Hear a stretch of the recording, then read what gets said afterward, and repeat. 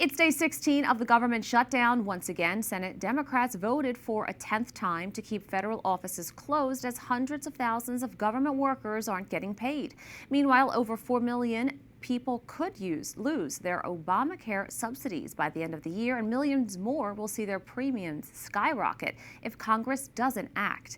Capitol Hill correspondent Erik Rosales joins us with the latest. Erik.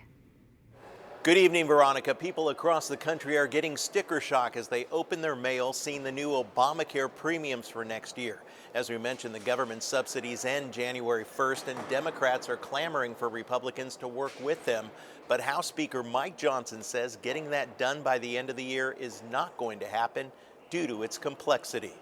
Healthcare is entwined with somewhere, I think it's 15% of the U.S. economy is the healthcare system.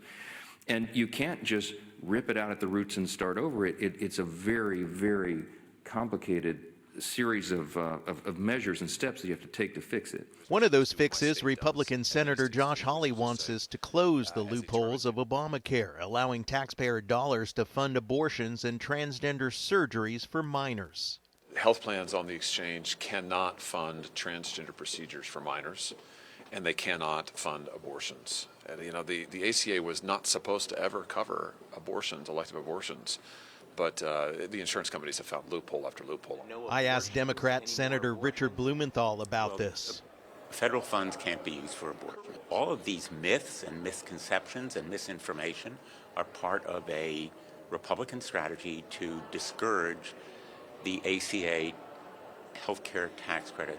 Senator Roger Marshall, an obstetrician, tells me he supports Senator Hawley's bill and says he worked with many teens and their parents on the transgender issue. Let's try to get through life without any permanent scars.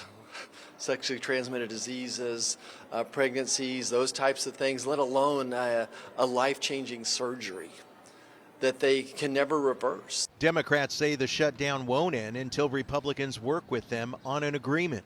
The ACA crisis is looming over everyone's head, and yet Republicans seem ready to let people's premiums spike by tens of thousands. That's who the hostages are, the American people. Speaker Johnson says the House won't come back until the government reopens, preventing health care negotiations. Republican Congressman Kevin Kiley thinks that's the wrong path.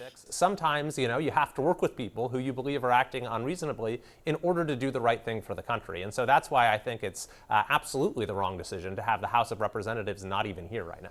After the failed vote, senators closed up shop and went back home to their state. So that means the government shutdown will enter a fourth week. Democrats and party activists are planning a No King's Day protest on Saturday with marches and rallies in more than 2,500 locations nationwide, including the National Mall right here in D.C. At the Capitol, Erik Rosales, EWTN News Nightly.